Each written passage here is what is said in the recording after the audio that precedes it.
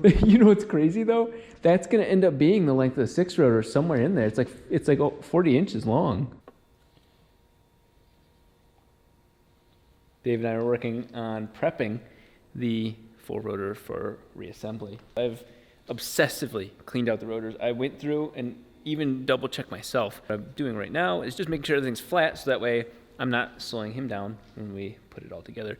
This engine is a very interesting engine to reassemble, completely redoing every sort of coolant seal as well as all of the springy things. Side seal springs, apex seal springs, and corner seal springs. This is the center iron, so you can see both sides of it before we go to put this thing back together.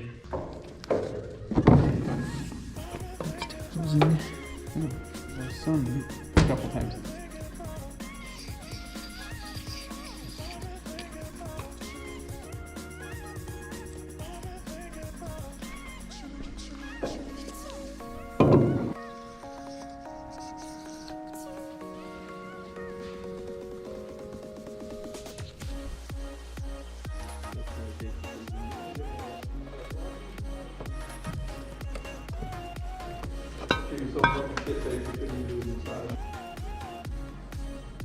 This one I basically have to lap it.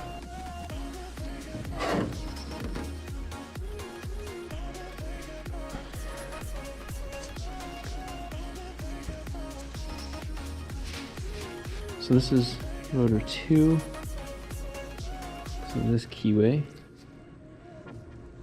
3, 2, 1. So let's just gently.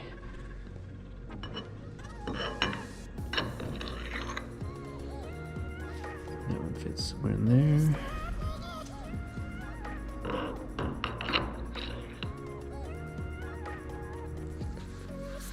Even if it doesn't make any fucking real shit of horsepower, it's just gonna be cool to basically have a turbo 680. Yeah.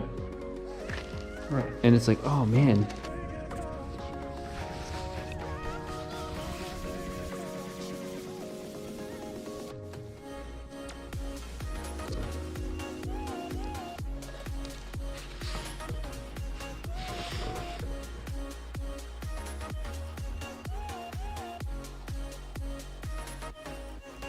It won't go through there. If I stack it up like I was talking, it basically can fall out.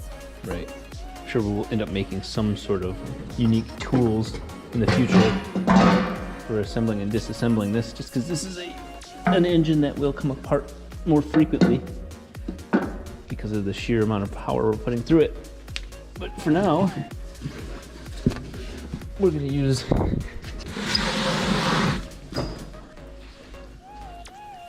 oh yeah.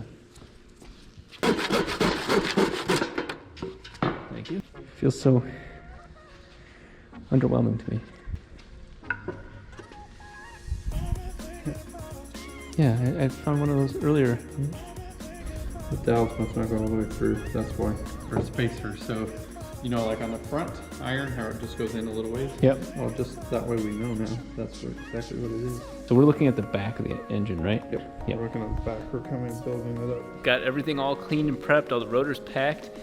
It is time to start assembling the block. And this part's a little sensitive as to kind of the magic to it. I am definitely not one to have secrets, but this part is something that is experimental, that if it works, hey, the world can benefit from it. But if it doesn't, I don't want anybody involved to make it look like it's just experimental. There's just no way around it. We're gonna be assembling the center of it and then continuing onward and outward. There are so many pieces. It's actually really impressive to try and keep track of what is rotating which way, which side's what. It's confusing. It's really confusing. It's kind of funny because the moment that the car was turbocharged, it started sounding like shit. And it makes perfect sense why. That was the moment it took aluminum in.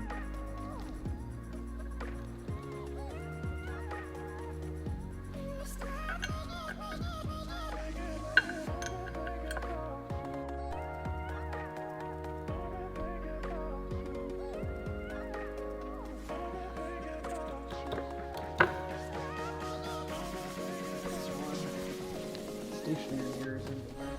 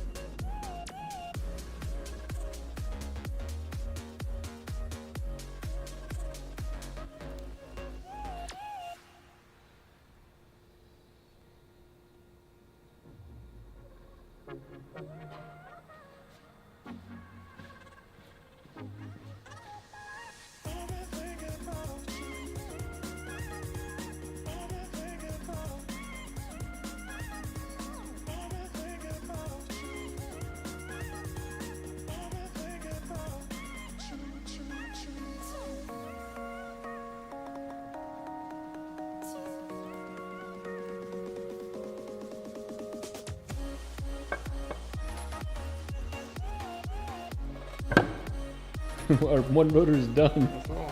It'd be fun to just do something that with like a 2-rotor that's ratty. Just clamp it, no coolant, nothing. I want it like, and I would. Actually, because when we were working, kind of get this. Or I actually went to Apple because I was having issues with.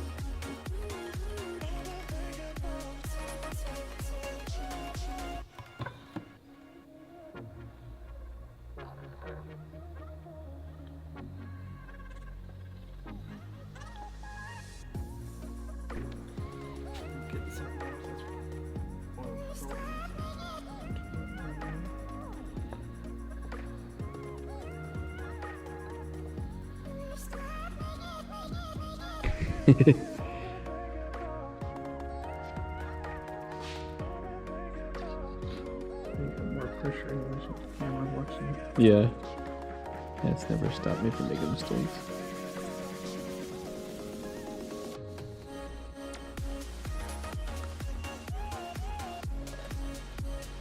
I feel like the baby one is seated in there. You got it. Okay, so rotor 4 blows apart. That tells you that take full.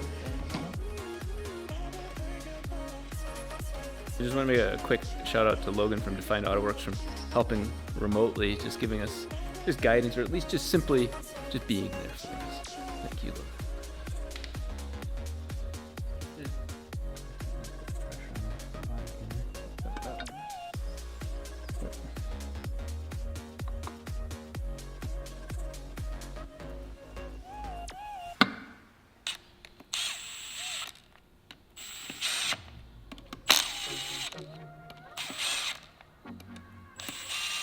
Here was one of the multiple solutions. Here's these two are M10s.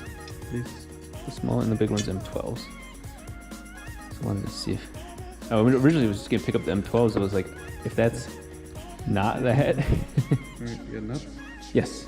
I've got flange nuts. Oh, that's nice.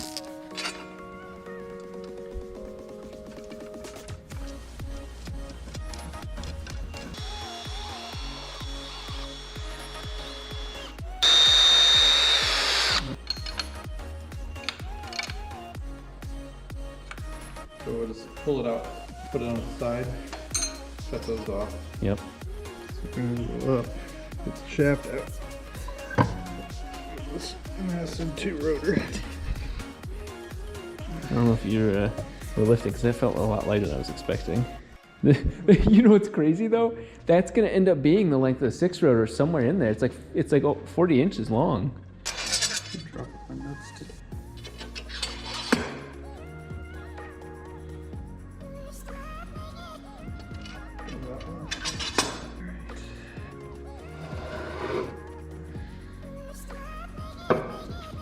after we build this, we're gonna put these back through it to hold it together, to flip it upside And then down. put all put the. all the stuff. Oh my god! Yeah, the crate idea would have been perfect, or something like that, so we could. This is going this way. Oh, and then. Wow. So, because you'd be expecting to put the rear iron in back last. What the fuck? That has to be the way it is. Yep, that's exactly what it is. Yeah, because we took the rear iron off first, correct? And then on the other side, you have your choice between. So that one. Yep. Right. So that's that.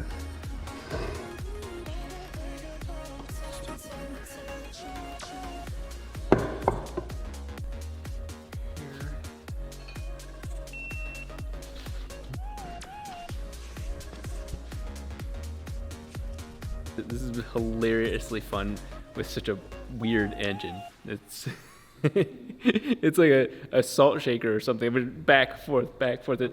Learning a lot about how to manipulate this engine is actually pretty gratifying as well. Amazing learning process for me.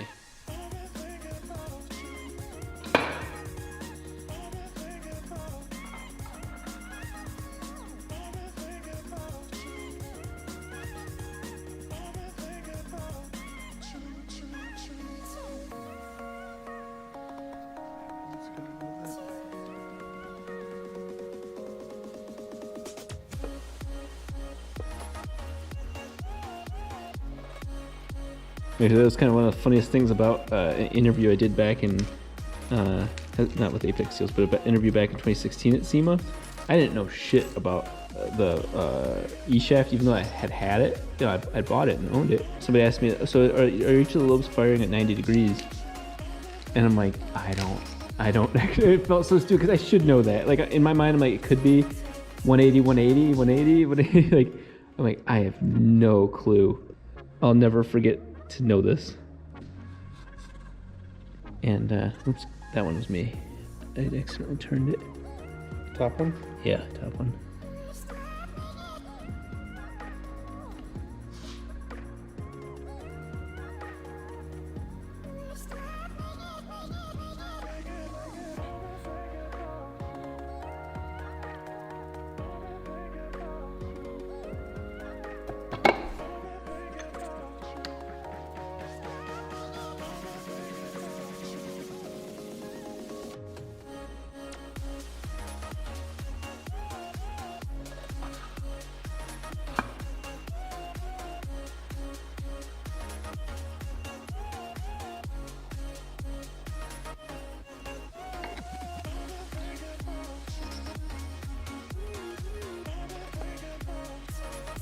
That was super gratifying to watch.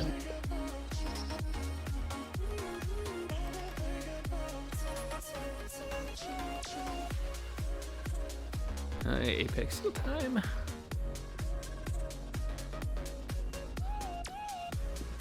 Goodbye.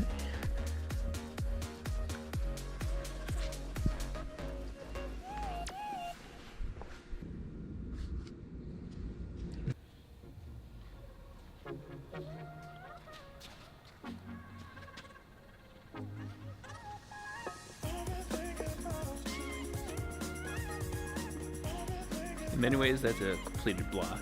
In many ways, that's not a completed block. There you go. All the rotors are contained inside of housings and iron. That's crazy.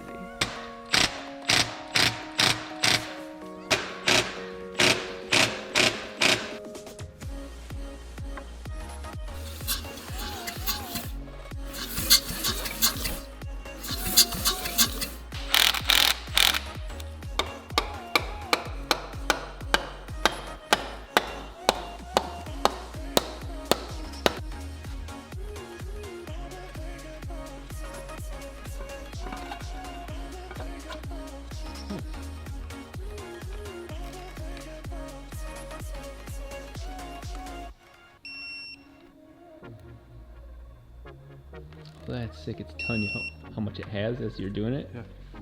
That's cool. Whatever.